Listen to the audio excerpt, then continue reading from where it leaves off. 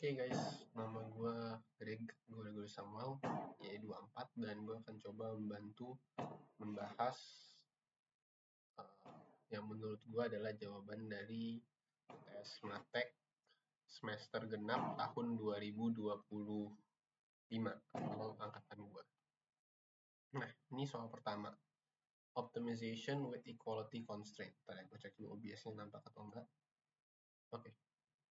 Optimization with equality constraint ini sebenarnya kita sudah pernah lakukan di semester lalu, tapi mungkin gue akan over the basics saja lagi. Kita mulai dari yang A dulu. Oke, bentar kita mendefinisi dulu mungkin ya. Ini kan kita sebut sebagai fungsi objektif, jadi ini yang mau dimaksimalkan.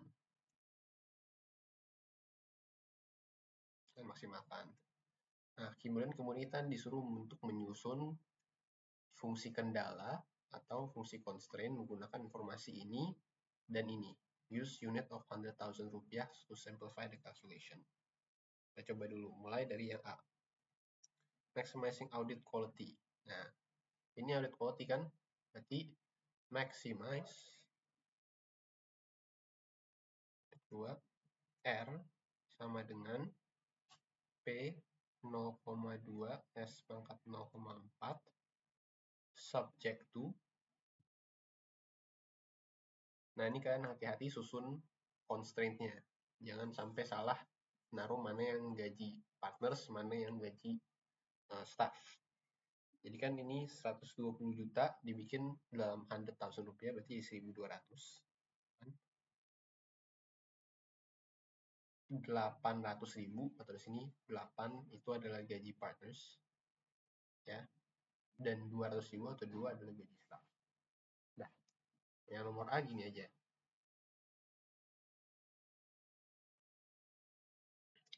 Nah, dari situ kita masuk ke yang B.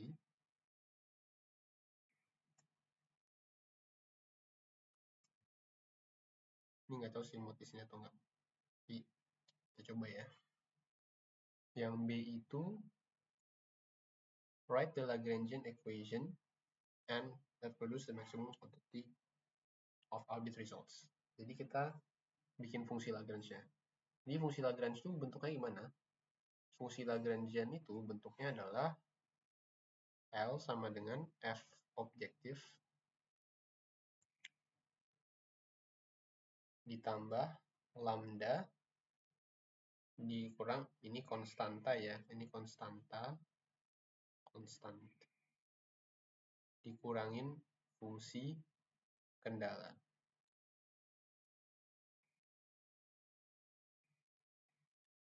Kenapa harus konstan kurangin fungsi kendala? Karena kadang-kadang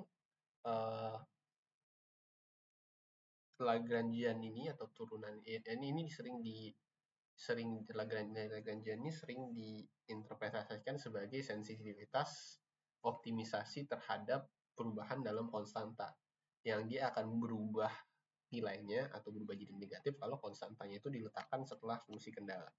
Jadi kalau di buku emang contohnya itu konstanta minus fungsi kendala. Berarti kalau di sini L-nya jadi apa? Fungsi objeknya tadi kita udah kasih tahu P 0,2 S pangkat 0,4 ditambah lambda dikali 1.200. Nah, ini kan kita sebut sebagai fungsi kendalanya.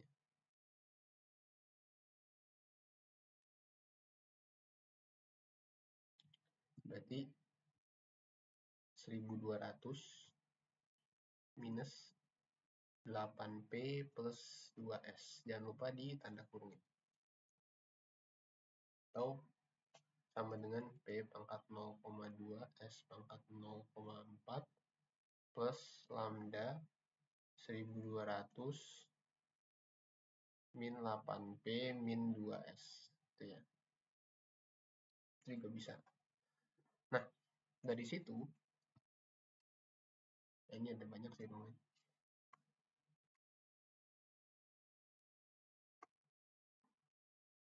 Plus lambda kali 1.200 min 8P min 2S. Nih, dari situ untuk optimisasi ya kita biasa aja kita tarik turunan pertamanya semua harus sama dengan 0. Berarti LP sama dengan 0, LS sama dengan 0, L lambda sama dengan 0. Turunan pertamanya berarti gimana tuh? Berarti turunan pertamanya adalah 0,2 P pangkat minus 0,8 S pangkat 0,4 dikurangi dengan 8 lambda. Ini 0,4 P pangkat 0,2 S pangkat minus 0,6 dikurangin 2 lambda.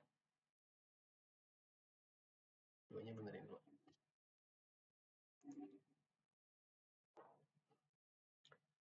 Ini sama dengan 1200 min 8P min 2S. Nah, ini semuanya sama dengan 0. Jadi biasa cara pekerjaannya mengerjakannya adalah set lambda sama dengan lambda. Kan?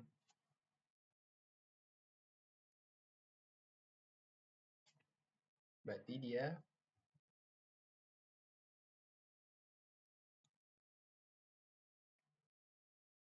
nanti akan jadi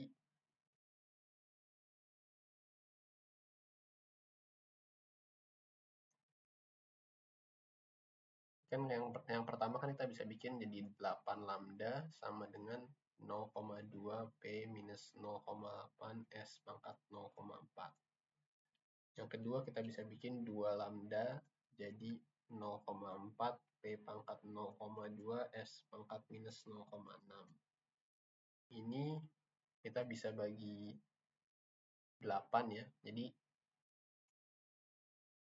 0,2 P pangkat minus 0,8 S pangkat 0,4 per 8 sama dengan 0,4 P pangkat 0,2 S pangkat minus 0,6 per 2 ya. Nah ini kita bisa coret menjadi 4. Nah ini juga kita bisa coret ini jadi 2. Jadilah P pangkat minus 0,8 S pangkat 0,4 sama dengan 8 P 0,2 S pangkat minus 0,6. Ya kan, karena 4-nya pindah ke sini dikali 2.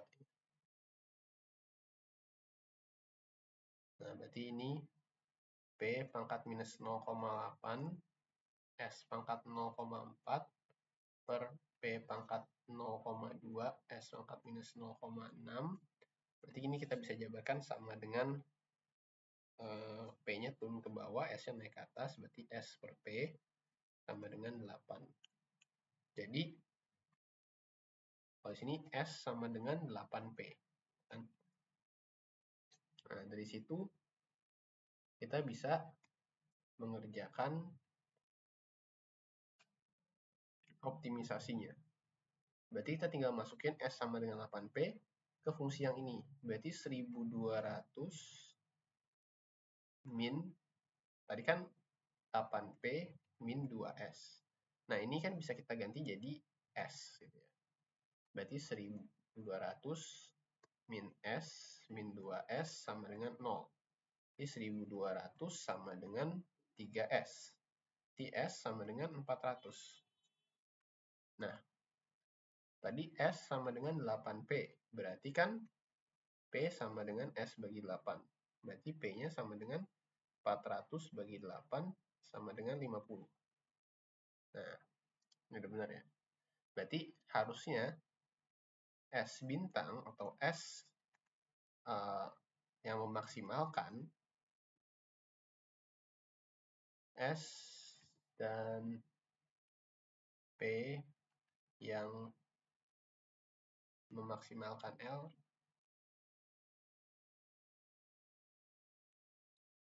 R adalah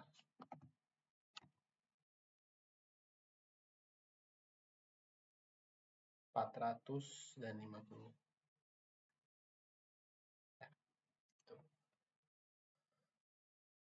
Nah, ini kan kita udah jawab yang nomor B. Sekarang kita jawab yang nomor C.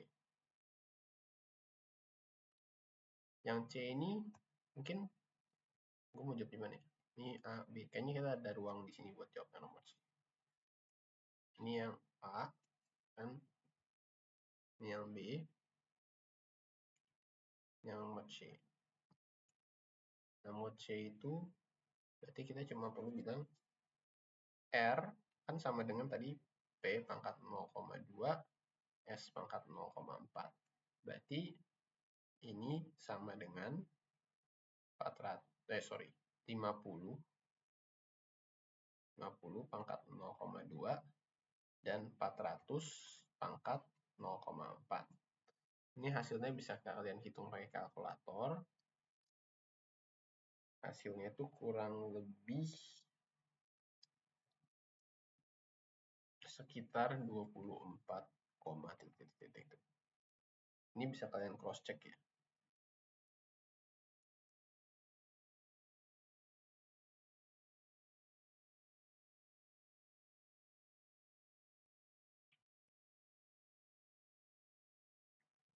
Ya kurang lebih 24,02. Oke, kita masuk ke soal yang D aja langsung. Nomor D itu apa yang diminta di D. Buktikan bahwa hasil ini adalah second order sufficient condition. Jadi SOSC, second order sufficient condition. Kita tahu untuk second order sufficient condition penyelesaiannya adalah menggunakan, kalau untuk optimisasi dengan kendala itu dengan ordered Hessian. Ordered Hessian di mana determinannya kita hitung, dia bisa positif atau negatif. Kalau dia positif, berarti dia definite, berarti dia turunan keduanya itu definite. Negatif, berarti dia maksima. Kalau ini dia turunan keduanya definite. Positif, berarti dia minima.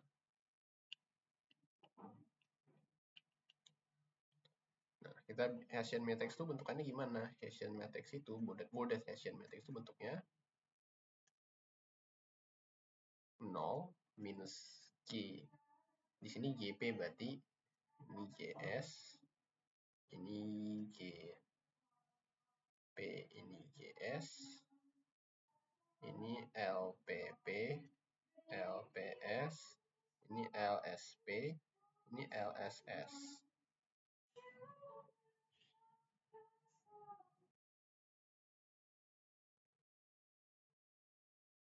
Ya, sorry.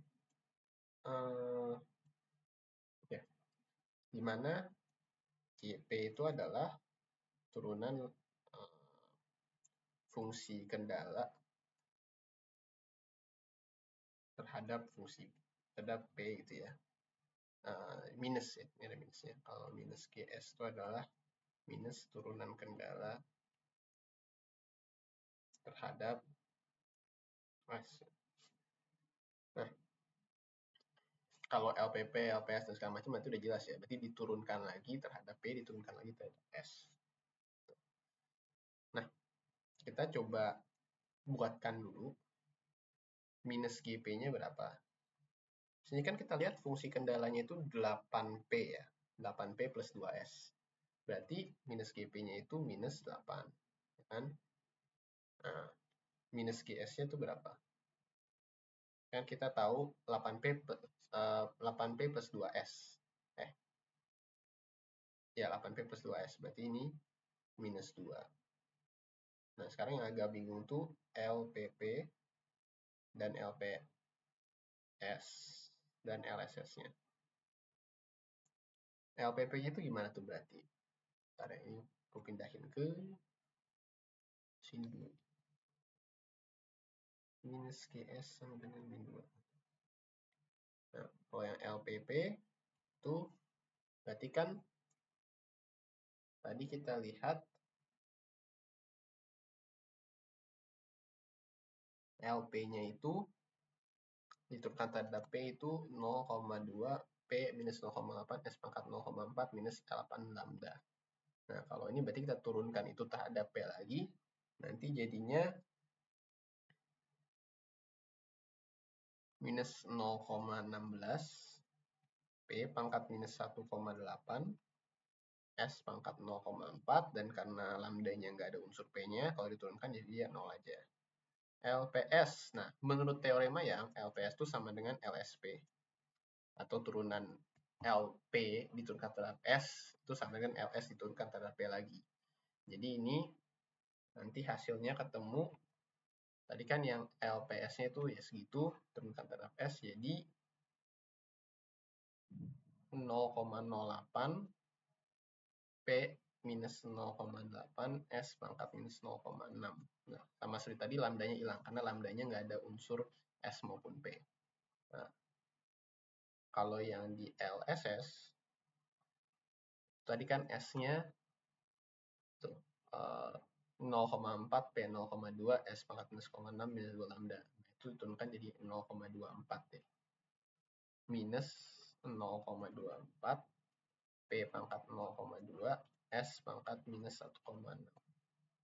Nah, kalau di kalkulator gue itu ada kayak matriks gitu ya, fungsi menghitung matriks. Jadi gue langsung masukin P dan S-nya ke sini ya, dengan P sama dengan 50 dan S sama dengan 400. Nah, kalau kalian nggak ada fungsi matriks itu berarti kalian harus hitung satu-satu terus masukin ke matriksnya. Tapi karena gue ada fungsi matriks, gue bisa masukin gini. Nah, nanti akan ketemu hasil bordered Hessian-nya itu sama dengan di sini jadinya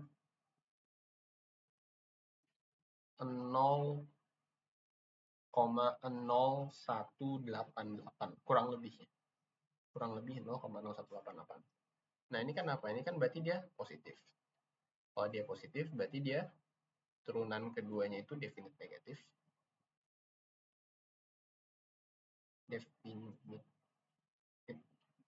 Definite negatif.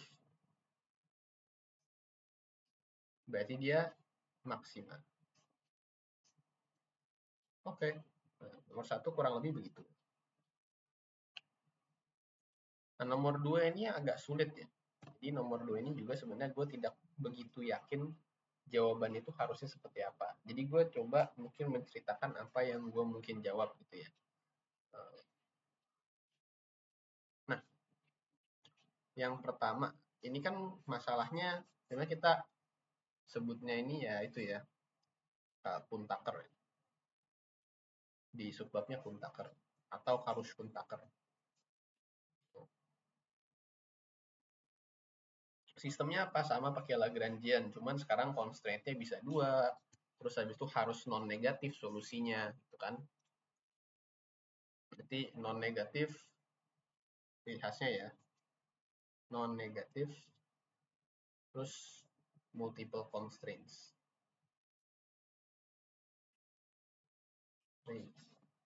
Dalam tanda kurung, sometimes. Tapi yang jelas ya, non-negatif. Karena emang dalam ekonomi kayaknya dalam kasus ini sulit untuk mengkonsumsi minus dari sesuatu. Kan? Sistemnya gitu. Nah, makanya kita agak gimana ya pas disuruh menyelesaikan ini dengan cara gambar-gambar. Kita nggak terlalu paham gitu ya. Tapi kalian di sini hari itu punya imajinasi. Kira-kira kalau ada yang fungsi seperti ini, gambarnya itu kayak gimana? Nah, bagi kalian yang belum tahu, fungsi itu sebenarnya adalah fungsi lingkaran. Dengan jari-jari akar 200. Jadi misalkan ini Q2, ini Q1. Horizontalnya Q1, ini Q2. Nah, ini ada lingkaran nih. Tuh. Jari-jarinya itu akar 200. Berarti otomatis ya yang di sini akar 200. Yang di sini, jadi kan ini akar 200,0.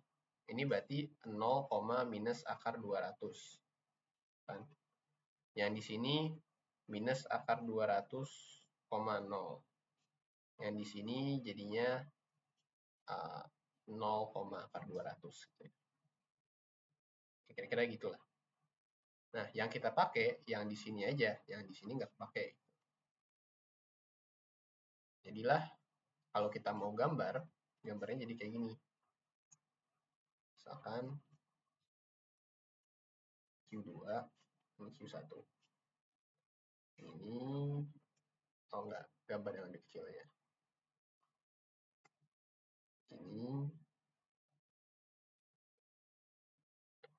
Ini akar 200 itu 10 akar 2 ya. 10 akar 2 itu.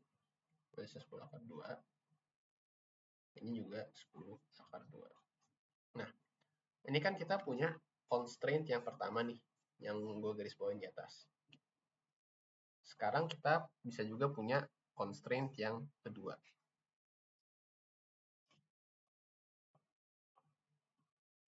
Nah, constraint yang kedua ini lebih gampang. Dia kan 20 tuh, berarti ya udah sini 20. Sini 20 gitu misalkan. Nah, nggak sejauh ini sih. 10 akar 2 itu nilainya sekitar 14-an ya. Berarti ya mungkin di sini 20. Tapi yang ini di sini kali 20. Nah, yang unik adalah kan ini ada 10 dan 10 nih. Nah, ini dilalui oleh si constraint yang kedua gitu, disinggung di constraint yang kedua di situ. Kenapa? Karena ya 10 tambah 10 kan 20 kan. Jadi sini bisa juga dia menyinggung juga. Nah, yang fungsi utilitasnya sebenarnya gini, kalau fungsi utilitasnya ini kan kita bisa rubah jadi misalkan Q2 pangkat 3 sama dengan U. U itu adalah sebuah bilangan ya, ini bisa 1, 2, 3, and so on gitu. Dibagi dengan Q1 gitu kan. Biasanya, atau mungkin berarti kan Q2 sama dengan akar pangkat 3 U dibagi Q1. Nah, kalau yang kayak gini, bentukannya itu biasa kayak gini, inference curve-nya. Itu kan. Tapi apakah kita mau memasukkan itu? Boleh, tapi menurut gua kayak nggak akan terlalu faedah karena kita nggak akan ketemu juga jawabannya. Karena kita belum menghitung kan. Yang kita bisa tahu dari grafik ini apa? Ini kan ada dua constraint nih. Masalahnya, constraint yang ini sama sekali di dalam constraint yang ini. Constraint yang lingkaran ini sama sekali di dalam constraint yang garis. Sehingga apa? Ya constraint yang garis jadinya nggak kepake. Solusinya pasti adalah sebuah pertidaksamaan yang lingkaran ini. Tuh. Constraint yang garis ini tidak kepake. Kenapa? Ya ini membatasi. Terus ini membatasi juga. Batasan yang pakai ya batasan yang lebih kecil dong gitu kan. Nah, di sini kita punya sedikit informasi. Informasi ini bisa kita jabarkan. Nggak tahu ini benar atau enggak ya, cuman informasi ini kemudian bisa kita jabarkan. Misalkan, berarti anggaplah kita sebutnya Q1 dan Q2 star ya. Kita bisa bilang 0, Q1 star, 10 akar 2, 0, Q2 star, 10 akar 2, where Q1 star, Q2 star maximizes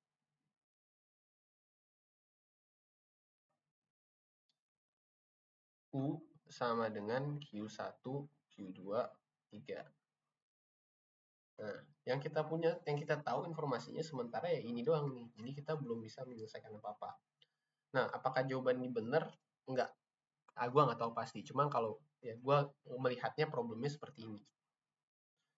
Nah, kita ke selanjutnya. Selanjutnya itu adalah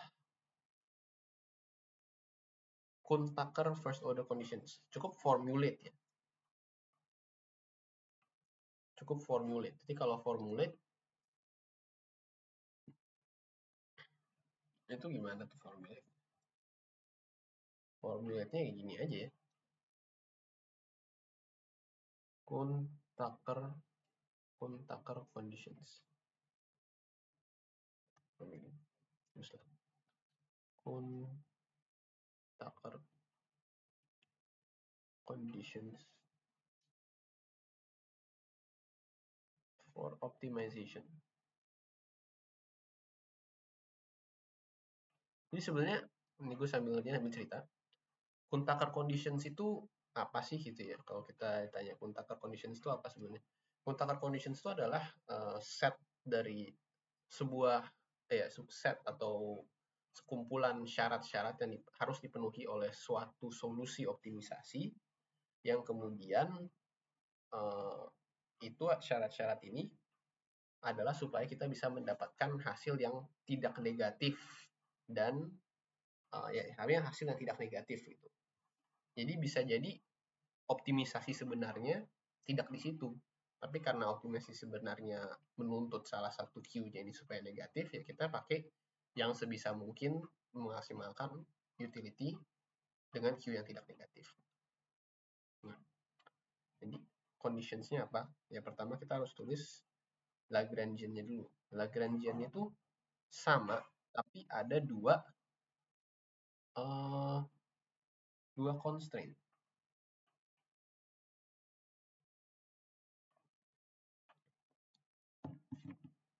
Lagrangian itu sama tadi kan. Lagrangian apa? Fungsi objektifnya dulu berarti Q1, Q2 pangkat 3 ditambah lambda 1. Nah, ini constraint yang pertama dulu. Constraint yang pertama tadi apa? Ini enak sih, udah dikasih di sini ya. Q1, Q2 kuadrat di bawah 200. Berarti Q200 min Q1 kuadrat min Q2 kuadrat gitu ya. Tambah constraint yang kedua, tadi apa? Q1 plus Q2 di bawah sama dengan 20. Berarti 20 min Q1 min Q2. Kuntakar conditionsnya apa? Kuntakar condition pertama LQ1 itu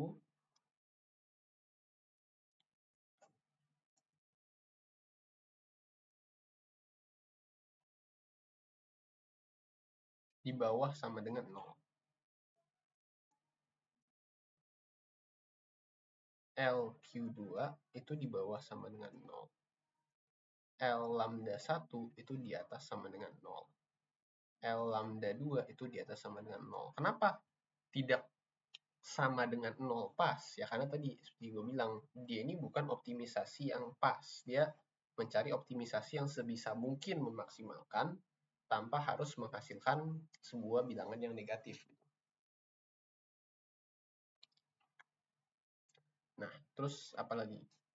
Kan ada Q1. Q1-nya ini harus di atas sama dengan 0.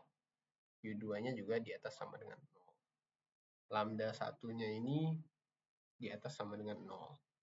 Lambda 2-nya ini di atas sama dengan 0. Nah, yang penting apa? Yang ini yang penting ini. Ini yang menentukan nanti kalian untuk membuatkan trial and error gimana. Misalkan LQ1 dikali dengan Q1 itu harus sama dengan 0.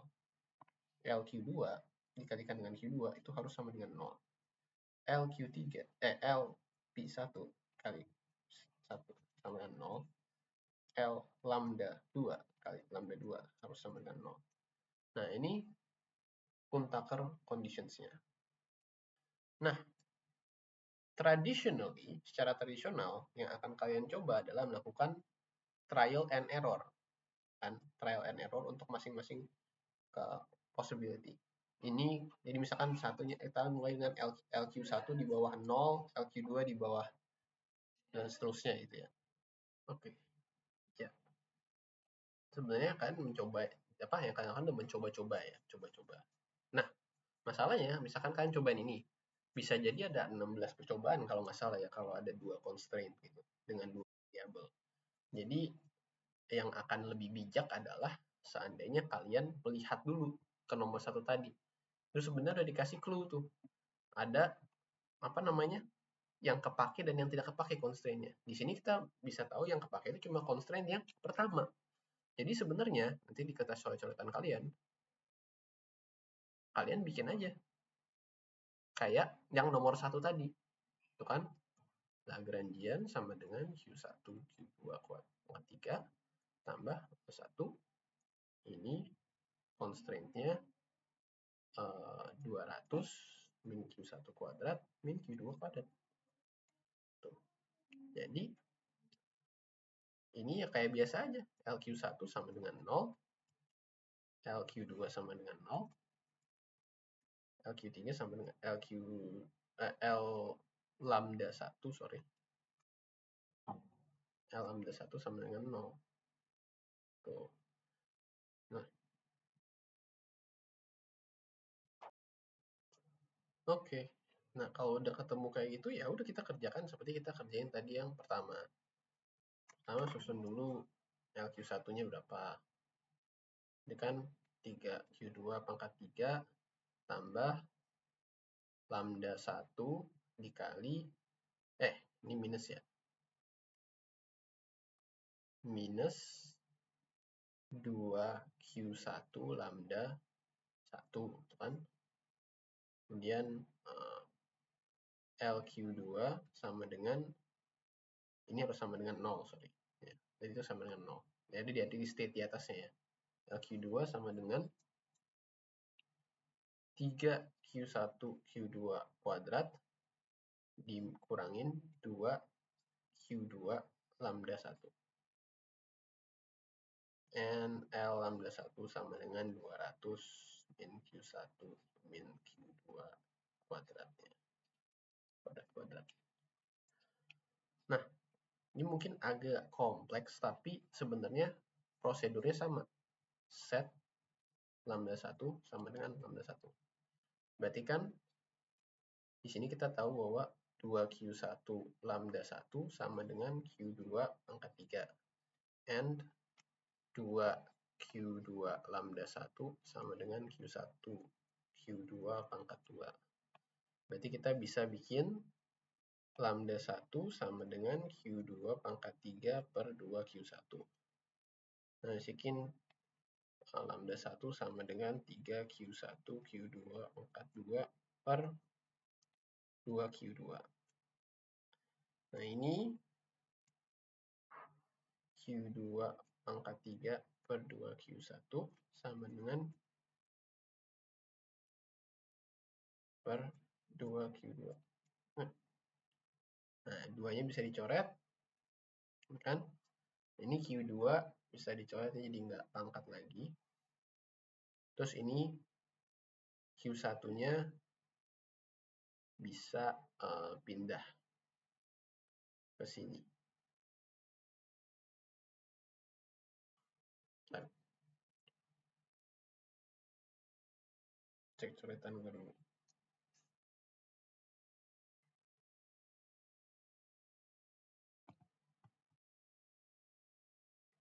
Iya benar.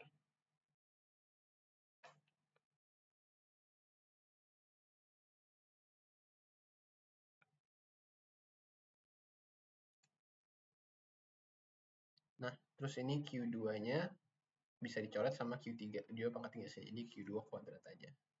Nah, ya gitu. Jadi Q2 kuadrat. Nah, ini Q1-nya pindah ke sini sama dengan 3Q1 kuadrat.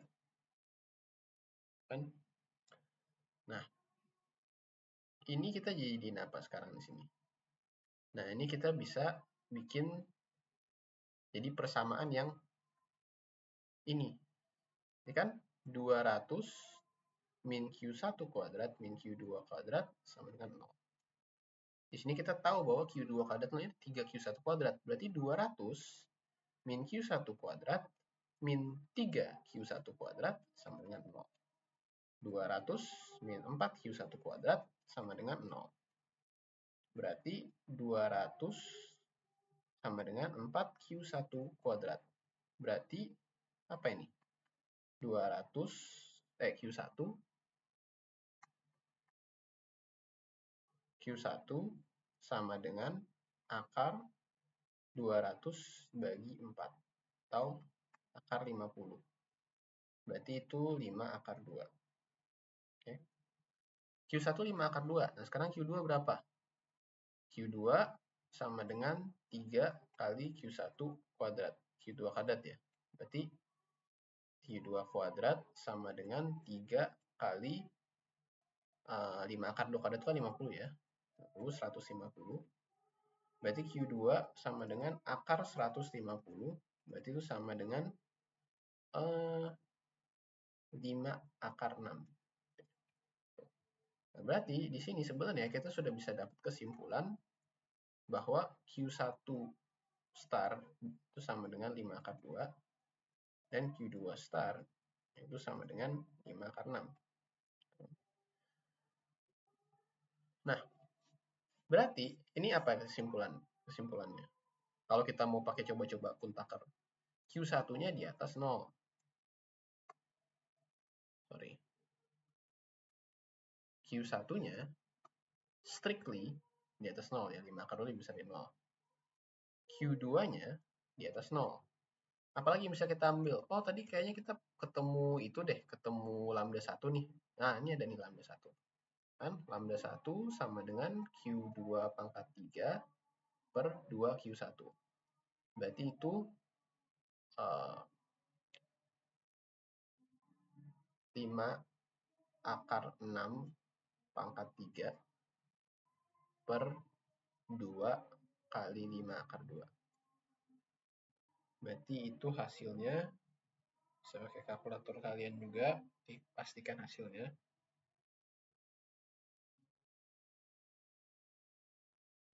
Masih pakai Photomat ya.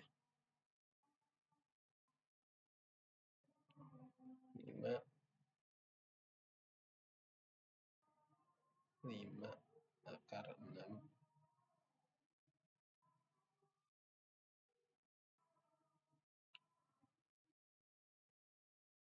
2 itu sekitar 129. Sekitar 129,9. Berarti apa? Lambda 1 strictly di atas 0. Nah, berarti di sini kan ininya wajib 0 nih. Ya berarti ininya pasti 0. Karena ini di atas 0. Ini 0. Ya kan? Ini pasti juga 0. Karena ininya di atas 0. Ini juga pasti 0. Karena ini di atas 0. Berarti yang kalian tinggal perlu coba adalah lambda 2-nya ini, lambda 2-nya ini bisa lebih sama dengan 0, bisa lebih besar daripada 0. Cuman, tadi kan apa? Ketika kita bisa menyelesaikan masalah ini tanpa menganggap lambda 2. Artinya nggak apa-apa dong kita anggap lambda 2 sama dengan 0 kalau kita mau menemukan hasil yang sama. Oke, berarti ya udah, pilih aja yang ini. Kalau lambda 2 sama dengan lambda 2 kan pasti sama dengan 0. Nah, ininya bebas kan, boleh di atas 0, boleh di bawah 0. Ya apa aja. Ini bisa di atas 0, ini bisa di atas sama dengan 0, ini bisa di atas 0. Berarti kita cuma perlu melakukan 2 trial and error nih. Nah, kita coba aja, nggak usah coba sih sebenarnya. Ya, kita coba aja menghitung L lambda 2-nya dulu berapa. Kan L lambda 2-nya itu sama dengan 20 min Q1 min Q2. Kan? Berarti 20 min 5 akar 2 min 5 akar 6. Nah, itu kalau dihitung itu berarti 20 min 5 akar 10 min 5 akar 2 min 5 min 5 akar 6. Itu sekitar 0,68. Oh ya udah. Berarti kan yang ini nih yang benar nih. Lebih besar daripada 0. Ya sebenarnya kita tidak usah trial and error lagi. Tapi kan metode penyelesaian formalnya ada trial and error. Jadi ya kalian tulislah misalkan trial 1. Udah langsung ditulis nih. LQ1 sama dengan 0. LQ2 sama dengan 0. L lambda 1 sama dengan 0. L lambda 2 lebih besar daripada 0. Q1 lebih besar daripada 0. Q2 lebih besar daripada 0.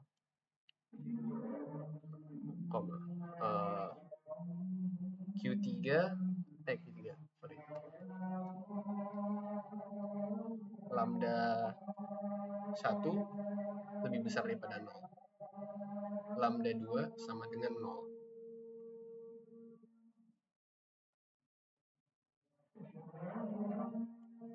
Nah, lambda 2 kan sama dengan 0. Berarti ini kalian anggap sama dengan 0. Nah, udah tinggal kalian kopas aja lah. yang ada di coret-coretan kalian gitu kan, di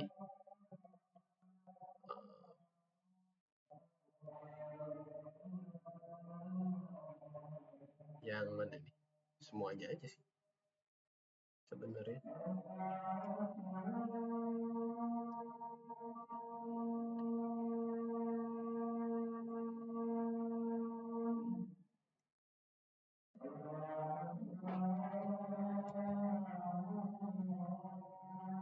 Nggak usah deh, nggak usah dikopas ya, pokoknya nanti kalian tinggal masukin aja ini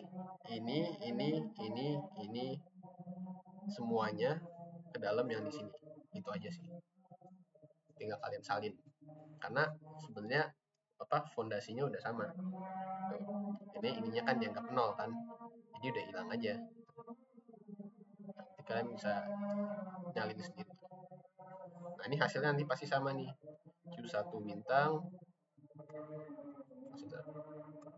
Langsung lanjut kopas yang tadi, dicoret-coret, terus habis itu langsung lanjut. Jadi Q1 starnya sama dengan 5 akar 2 dan Q2 starnya sama dengan 5 akar 6. Ini apa? Cuman nyari Q1 Q2 kan? Nah, oke. Nah, selesai gitu aja. Nah, yang terakhir, using the graphical method. Ini gue juga kurang ngerti. Using the graphical method, ini kan C.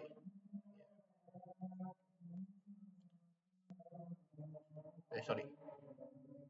Yang first order conditions ini B. Sorry. Ini kan B. Kan? Terus ini yang C. Ya. Ini yang D sekarang. Using graphical method show that the solution C is indeed optimal. Pertama kita state aja bahwa the solution Q1 star sama dengan 5 akar 2 and Q2 star sama dengan 5 akar 6 fits the criteria of the answer obtained by point A misalkan. Nah, kedua baru kita coba gambar-gambar. Ini kecil aja ya gambarnya. Ini kan constraint 2, constraint 1.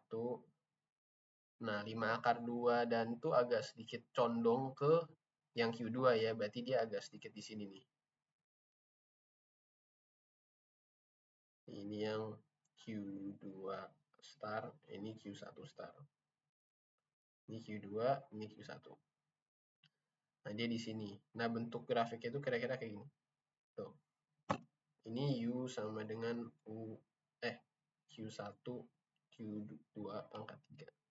Kalau pangkat, jadi sebenarnya kalau kalian mau tahu ya, kalau misalkan ininya pangkatnya 1, tuh ya, kalau kalian mau tahu, ini kalau ininya pangkatnya 1, itu tuh bentuk grafiknya gini.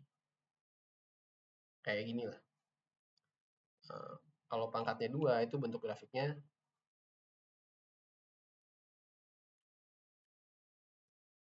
gini. Nah, kalau ganjil lagi, balik lagi ke gini. So on. Itu kira-kira. Nah, sebenarnya bagaimana cara membuktikannya? Kalian boleh saja pakai titik persekitaran. Jadi misalkan ini kan 5 akar 2 sama 5 akar 6 nih. 5 akar 2 itu ya kan kayak masukin kalkulator tuh sekitar 14-an. Kalau 5 akar 6 itu masukin kalkulator sekitar 5 akar 2 itu 7, 5 akar 2 itu 7. Kalau 5 akar 6 itu sekitar 12-an. Ini kan kurang lebih 7, ini kurang lebih 12 gitu ya. Makanya tadi hasilnya kan minus 0,6 something. Nah, minus 0,6 something.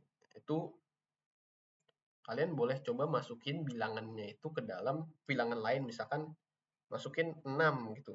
Di sini masukin 6, di sini masukin 14. Ya 14 nggak bisa sih ya. Bisa ya? Bisa sih 6, 14. Enggak ada, jangan 14, 13 deh. 6 sini masukin 13 gitu. 6 kuadrat tambah 13 kuadrat masuk kan ya? 16 kuadrat.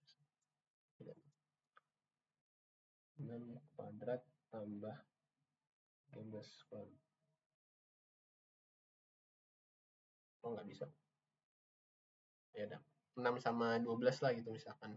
6 sama 12 kalian masukin ke dalam fungsi Q1, Q2 angka 3. Nah, itu hasilnya nanti berapa gitu. Terus itu namanya pakai titik persekitaran. Itu kemudian bisa membuktikan bahwa indeed solusi angka yang itu optimal. Cuma kalau grafik ya paling banter kayak gini sih. Nggak bisa diapa-apain lagi ya. Nah, sekarang kita ke soal yang nomor 3. Jujur, ini gampang lah. Bukan gampang sih sebenarnya, tapi sederhana soal nomor 3 itu. Kalian tinggal masukin ke dalam coret-coretan kalian rumus-rumus integral gitu.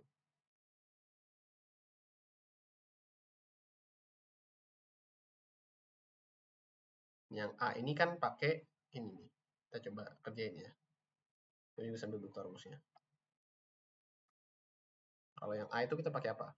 Yang A itu kan kita pakai pertama pemecahan integral. Kedua ini kan integral 1 per AX plus C dx itu sama dengan 1 per A kali ln nilai mutlak AX plus C.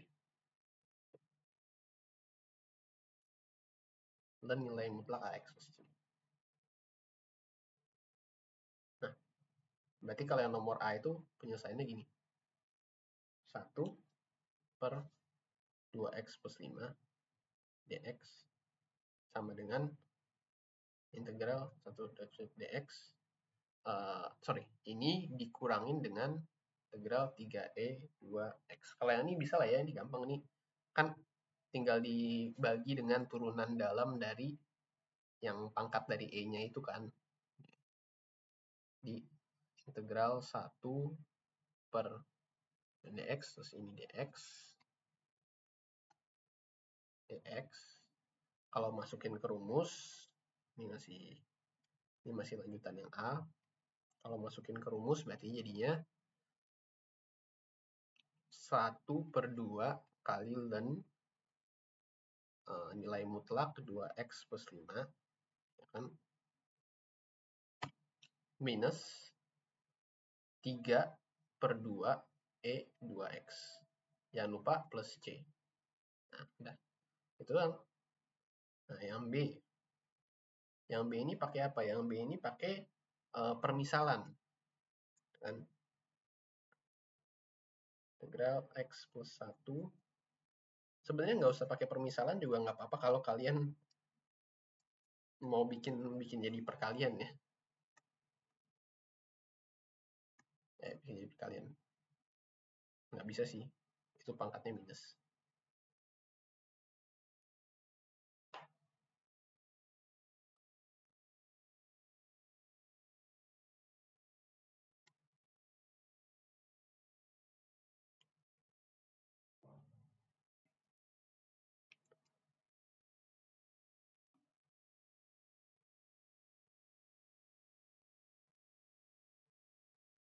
Oke.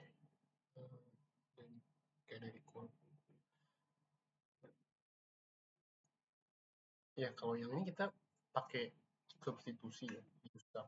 Nah, USUB itu metodenya salah satu itu dianggap sebagai sebuah fungsi, misalnya fungsi itu kan. Terus kita cari du dx-nya berapa?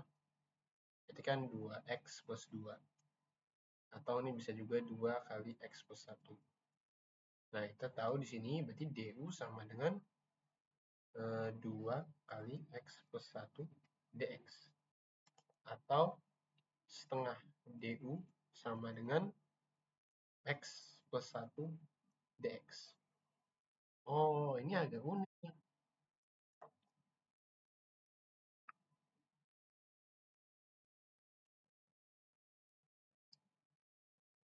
Nah, ini menarik karena artinya nih, ini kan U.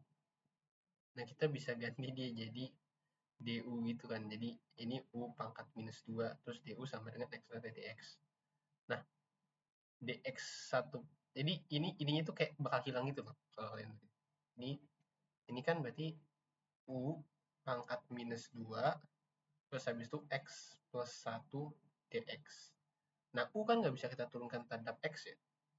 Ya udah berarti kita harus ganti jadi du. Nah, kita tahu tadi setengah du sama dengan X plus 1 dx. Oh ya udah berarti ini tinggal kita ganti aja jadi setengah du kan. Nah, ini lanjutan B ya.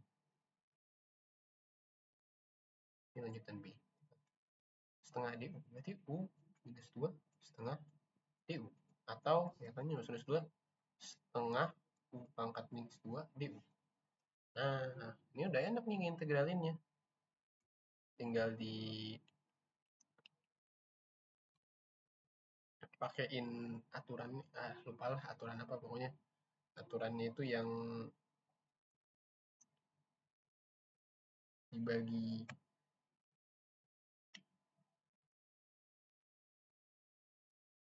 sama minus 2-nya itu sendiri. Itu namanya aturan apa ya?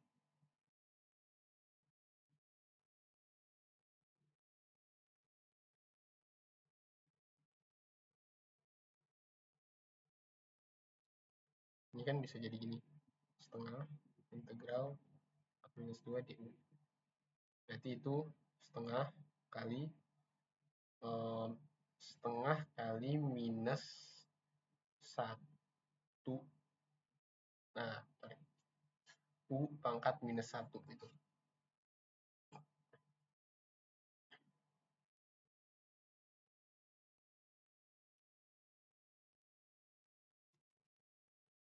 Berarti itu 1 per 2 U.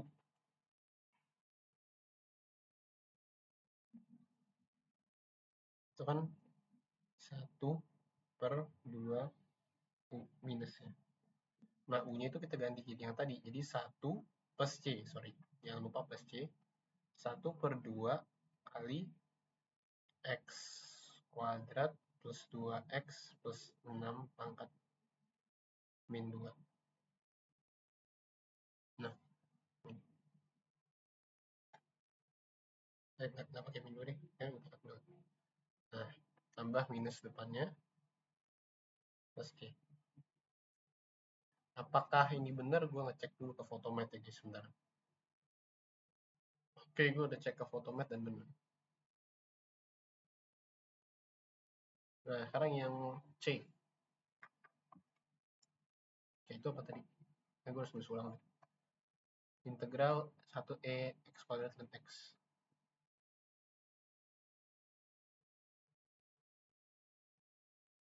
dx. Nah, ini agak unik. Pasti kalian, tahu deh. Kalau kalian baca Alpha Chiang, penyelesaian buat soal itu agak unik. Karena X kuadrat, memang ada lah, ada yang beda dikit, yang dia kasih kasus khusus gitu di situ. Nah, ini gue coba mengerjakan dengan cara itu. Jadi nama tekniknya itu secara formal tuh USUP. Tapi kalian harus, jadi ini USUP tuh gini. USUP itu UV minus integral U DU apa? DV apa? DUV? Bentar, cek dulu.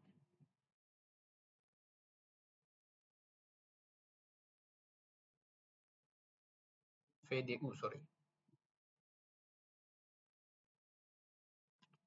VDU.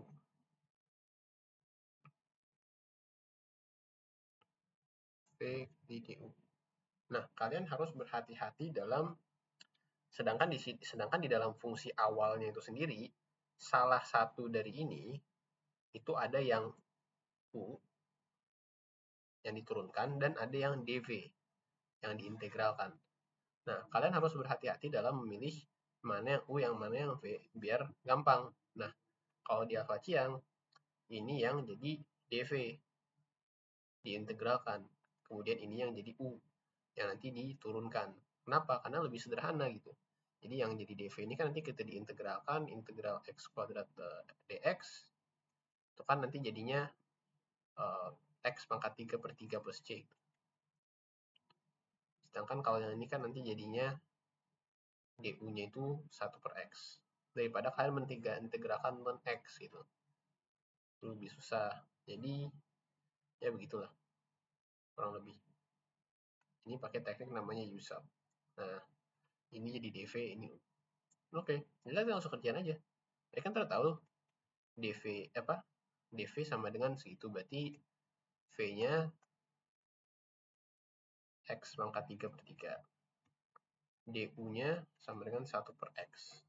Berarti kalau kita masukin ke USAP-nya, berarti sama dengan U kali V. U kali V itu berarti ln X kali X pangkat 3 per 3 kurang integral dari V X pangkat 3 per 3 kali du atau 1 per X. Nah, ini kan bisa coret. dx kuadrat per 3 dx. Berarti itu turunannya, ini kan turunan tidak tentunya ya, turunan tidak tentunya ini dievaluasi 1e itu ya tulisannya. Jadi ini jadi ln x dikali x pangkat 3 per 3 dikurangin x kuadrat per 3 diintegralin itu kan berarti jadi x pangkat 3 per 9 ya.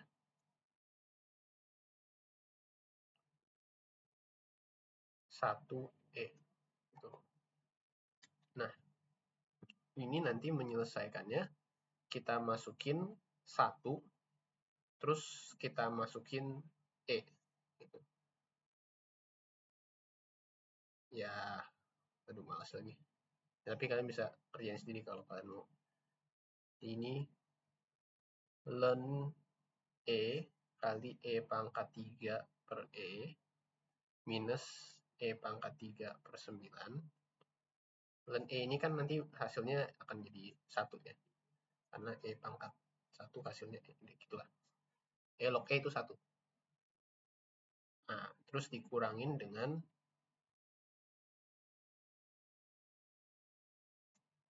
ln 1 X pangkat 3 ini ln apapun kalau log log dengan basis apapun kalau hasilnya 1 itu pasti 0 ya. 0 kan bisa minus X pangkat 3 berarti E 1 pangkat 3 per 9.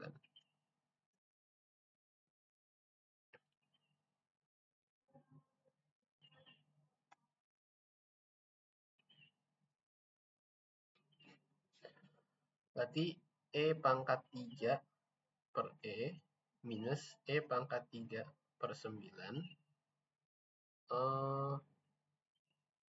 Sorry, kok per E lagi? Per 9.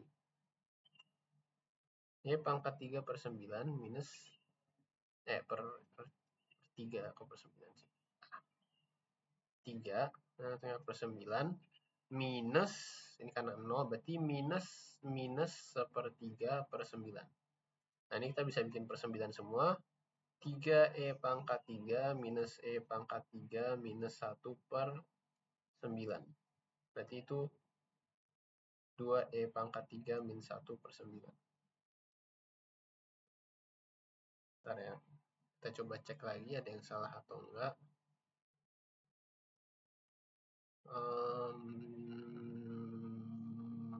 E pangkat 1. Oh, ini. Ini kan minus jadinya plus ya. Ini plus. Nah, ini jadi plus. Nah, oke. Nah, yang nomor 3 gitu aja. Mungkin secara konsep lebih gampang. Secara konsep mungkin agak sulit, tapi kalau kalian punya cheat tulis-tulisin aja kayak apa yang ada di Apache, yang diajarin Apache, masukin di situ. Oke, setelah 3 soal tadi, sampailah kita ke soal yang mungkin paling menyenangkan ya dari seluruh ujian ini. Ya, bagus lah ya, soal penutupnya itu soal yang lebih menyenangkan. Tapi ya tetap harus hati-hati. Tapi ini yang paling biasa aja sebenarnya sih.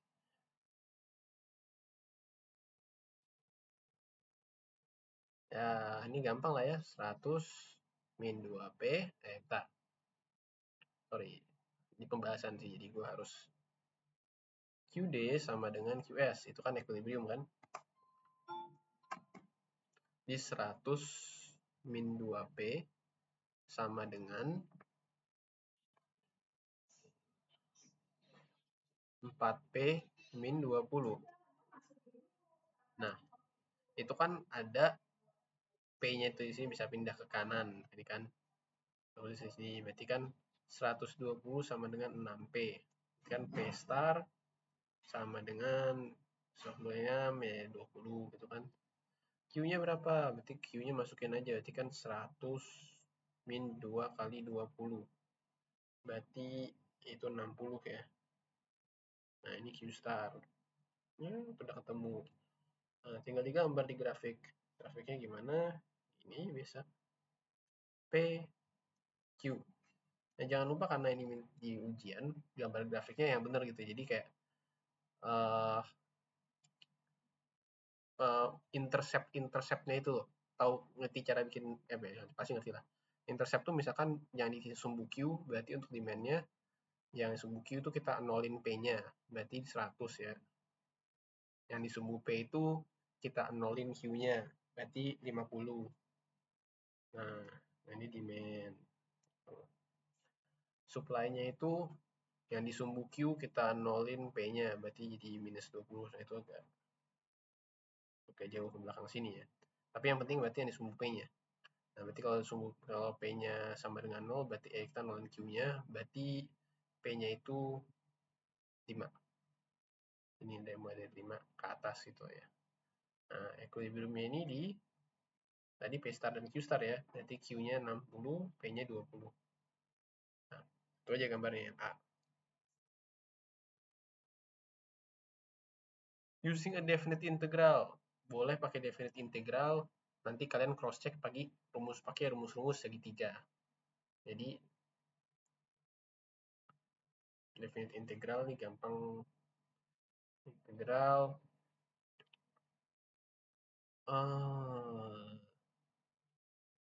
ya.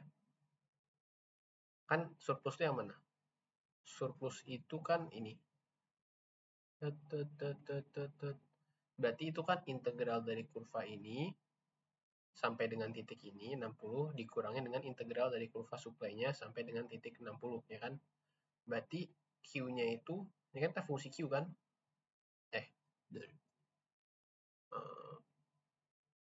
Enggak ding. Ini bikinnya pakai fungsi.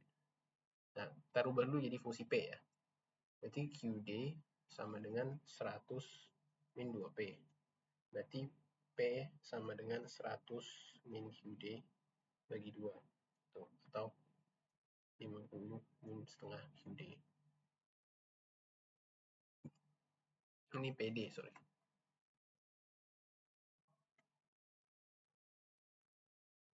PD. PS itu 20 bagi 4, 5 plus 1/4 Q. Kan? Kita bikinlah. Ini kan inverse demand-nya. Berarti kita satu, di problem statement-nya itu gini ya. Yang dicari,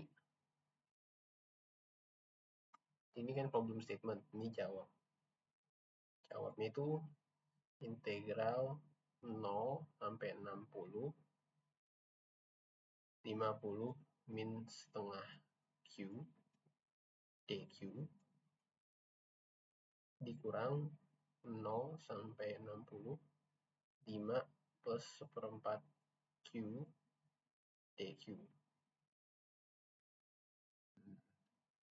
Ini kalian bisa bikin integralnya kan cos itu jadi 50Q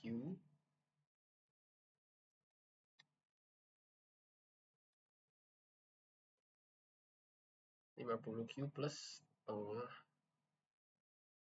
aduh mana lagi, ini dia, 50Q plus, setengah, seperempat.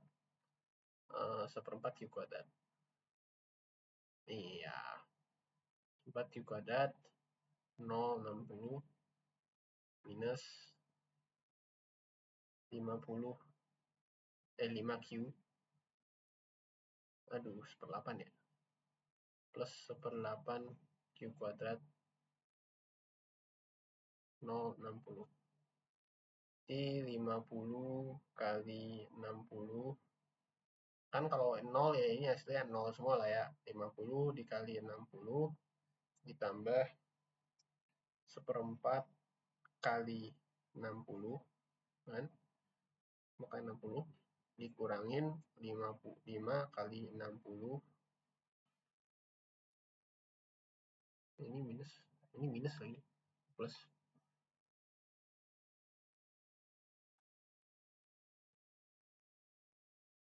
kurang ini kurang 1/8 kali 60 kuadrat. Ini kan 1/8 kali 60 kuadrat. Nah, 50 kali 60, 5 kali 60 itu bisa kita sederhanakan jadi 45 kali, ya, 45 kali 60 dikurang 1/4 tambah 1/8 tuh berarti 3/8 kali 3600. Apa tuh?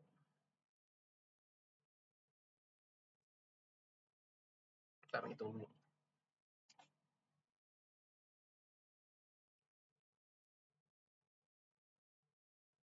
Oke, itu jadinya 1350 ya.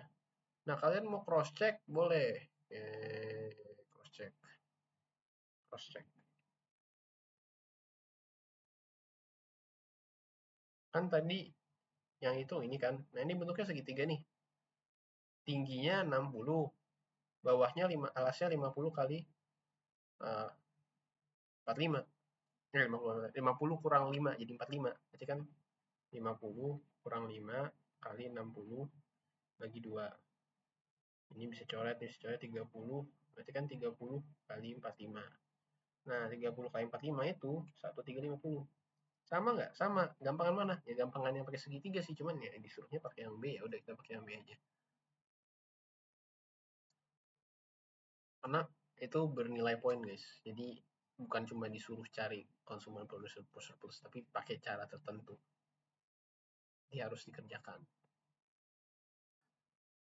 Terakhir, dibilang apa? Ada minimum price 25. Waduh. Apa dia kasih minimum price ya? Apa justifikasi pemerintah set minimum price? Kan 50, 100, ya itulah. 50, 100, ini 5. Nah, ya ini 20. Nah, di set minimum price di 25 nih. Ini 25. Sama dengan price floor. Kalau kita belajar di PE. PE1 ya, price floor ya. Ya, PE1.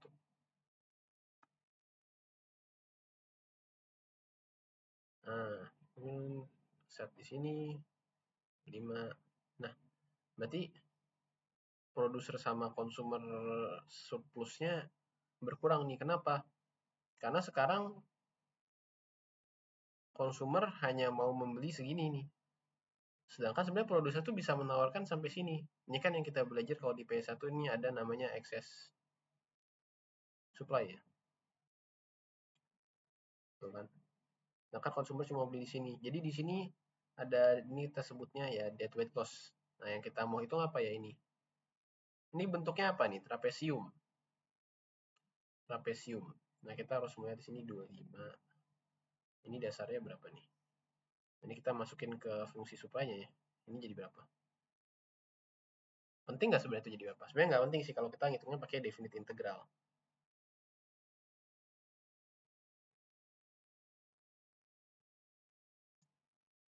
Kalau pakai definite integral, nih itu nggak penting kita hitungnya berapa. If the government imposes a minimum price of 25, calculate the new consumer and producer surplus. Who benefits from the minimum price policy? Nah, kita consumer surplus. Consumer surplus itu apa? Consumer surplus itu berarti, rapihin dulu ya. Ini terus ada satu lagi di sini. Nanti kalau kita mau hitungnya pakai segitiga. Consumer surplus itu ini CS. Producer surplus ini itu ya semua ini disebutnya PS. Dan cara menghitung CS, nanti CS itu sebenarnya pakai segitiga aja nggak apa-apa sih, cuman kita pakai coba definite integral ya. CS itu adalah definite integral dari, ini kita harus tahu sekarang demand-nya berapa. Sorry, ya kita harus hitung dulu. Demand with price floor. Price floor. Berarti tadi QD 100 min 2P, berarti 100 min 2 kali 25. Itu berarti 50. Kan 50. Yang tadinya 60. 60 turun ke 50. Nah, berarti kita menghitung dikurangin persegi ini, atau ya kurangin definite integral dari fungsi itulah ya, which is pasti persegi hasilnya. Nah, ada lagi nih. Berarti CS sama dengan definite integral 0 sampai 50 untuk inverse demand function-nya, yaitu 50 min setengah Q, min setengah Q D, Q doang, 50 min setengah Q DQ, dikurangin dengan definite integral 0 sampai 50, price floor-nya jadi 25 DQ. Nah, ini kan berarti 50Q min seperempat Q kuadrat. Ngawur. Min seperempat Q kuadrat. 0 sampai 50 dikurangin 25Q 0 sampai 50. Ya, seperti tadi nolnya nggak dianggap. Jadi 50 kali 50 kurang seperempat kali 50 kuadrat kurang 25 kali 50. Ya, seperti dibilang tadi, ini tuh sebenarnya ya persegi ini aja nih, persegi yang di bawah price floor-nya. Itu kan 25 kali 50 minus seperempat kali 50 kali 50. Nah, ini sebenarnya sama aja dengan 12,5 kali 50 ya. Berapa tuh?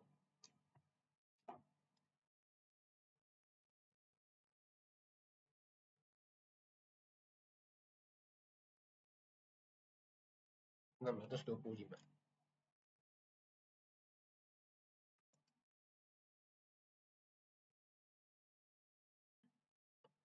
Lanjut.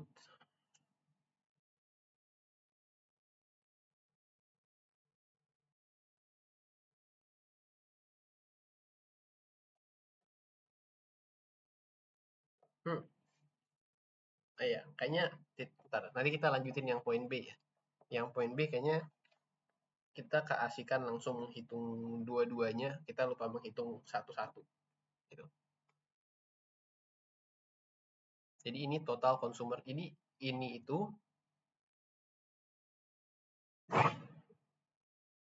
consumer plus producer surplus.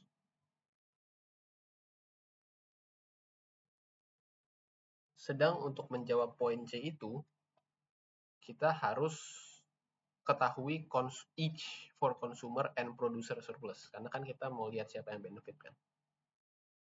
Jadi nanti yang B harus kita lanjutin lagi. Tapi sementara kita lanjut yang ini dulu. Di supply with PF, nggak usah pakai supply with PF sih sebenarnya. Karena kan cutoff-nya di 50 ya. Berarti ini langsung masuk aja. Supplier surplus.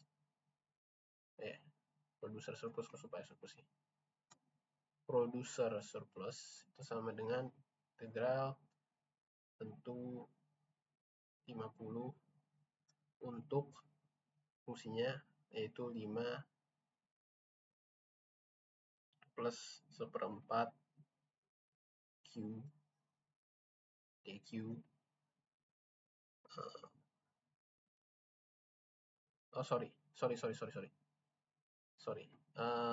Sebelum itu kan buat mengukur area di bawahnya ya, buat mengukur area di bawah dari graf ini.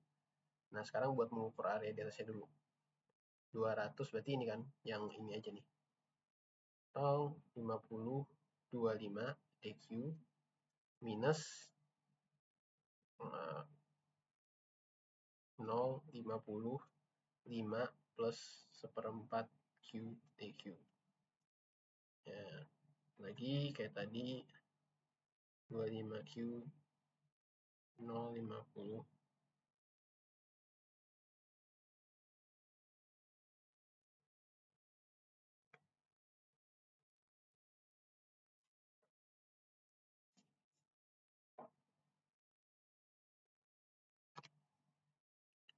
ini 5Q plus 1/4 Q kuadrat 0,50. Sini 25 kali 50 minus 5 kali 50 minus 1/8 ya. 1/8 kali 50 kuadrat. Ini hasilnya, tarik datang ke kalkulator.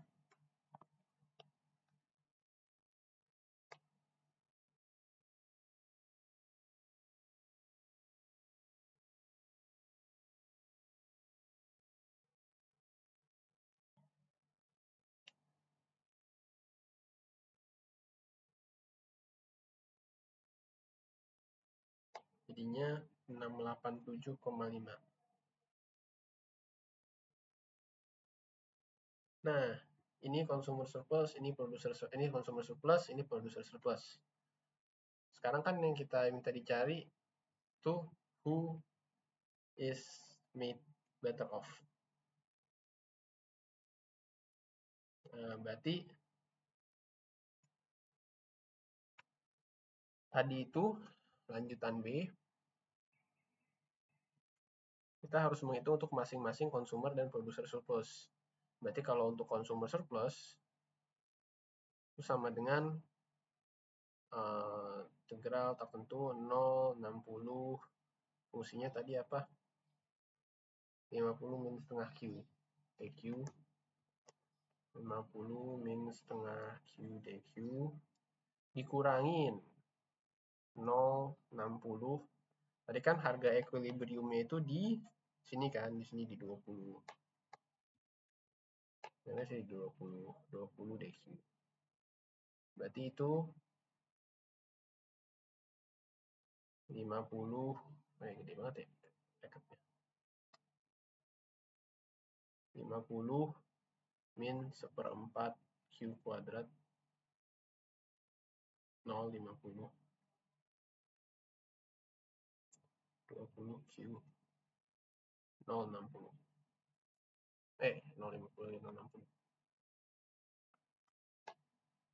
60. Berarti ini jadinya 50 minus 1/4 kali 360 50 Q ya. 50 kali 60 minus 1/4 kali 3600 ya. Atau 60 kuadrat aja deh. Biar lebih gampang kebaca. 4 kali 60 kuadrat minus 20 kali 60. Nah, ini tuh hasilnya hasilnya 900 ya. 900. Nah, sekarang kita menghitung producer surplus. Sama kayak tadi, jadi mulai dari kotaknya dulu 20 DQ minus integral 0,60 5 plus 1/4 Q DQ di 20 Q 0,60 minus 5 Q plus 1/8 Q kuadrat 0,60. Jadi 20 kali 60 minus 5 kali 60 minus 1/8 kali 60 kuadrat. Itu hasilnya, yang benar ya, kasih tambah nekannya nanti.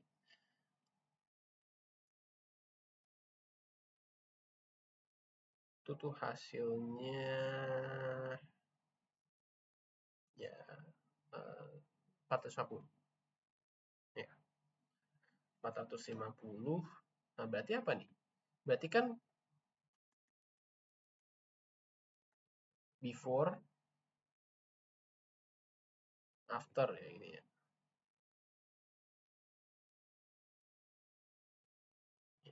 Yang ini producer surplus, ini consumer surplus. Before producer surplus itu cuma 450. Sekarang dia bisa naik jadi 687.